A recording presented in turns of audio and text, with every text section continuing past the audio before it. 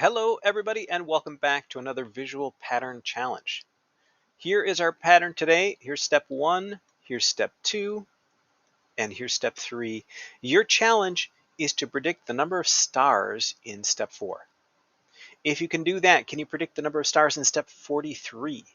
And can you write an equation that could be used to predict the number of stars in any step at all? That's the challenge. If you'd like to accept it, pause the video and give it a shot.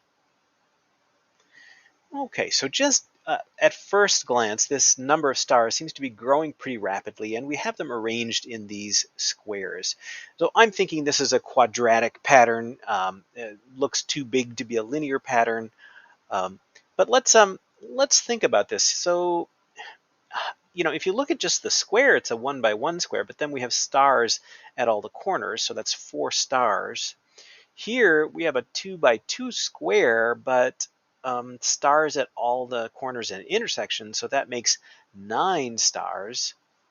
And here we have a 3 by 3 square, but the stars really 4 by 4, right? There are 16 of those, so 4, 4, 4, and 4. So I think in the fourth step, I'm going to have a 5 by 5 pattern of stars.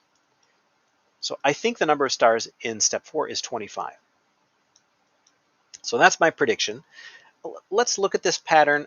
We think it's quadratic. Let's verify that for sure. So I'm going to make the step number in a chart and the number of stars. In step 1, we've got 4. In step 2, that is 9. In step 3, that is 16. And we're predicting 25 in step 4. And if we take the difference, 9 minus 4 is 5, 16 minus 9 is 7, 25 minus 16 is 9. We don't get a constant, so it's not linear. And then we can take the difference of the differences. So 7 minus 5 is 2, 9 minus 7 is 2.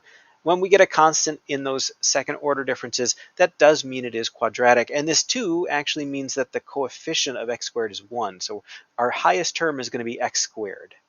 There might be something else going on here. And in fact, there has to be, because if we just said x squared, well, 1 squared would be 1, but we've got 4 stars there.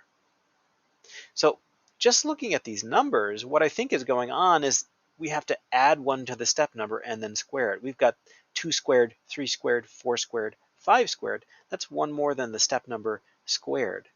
So if I made an equation like this, x plus 1, so 1 more than the step number, and then square it, I think that's what we'd get.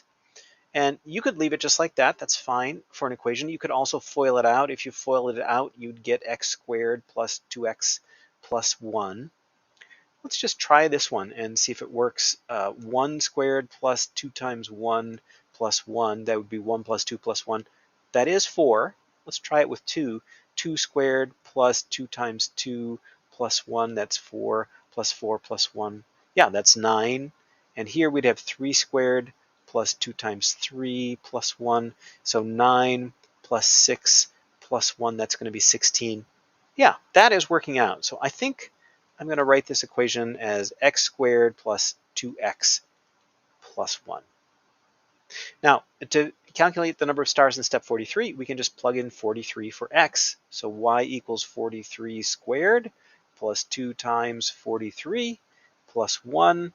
And let's see, 43 squared is 1849. 2 times 43 is 86, and then 1. If we add all that together, I think we're going to get 1936. Double check my arithmetic on that one, but that's what I think we get for step 43. Well, how did that go for you? Did you see the square pattern here? Did you know it was going to be a quadratic?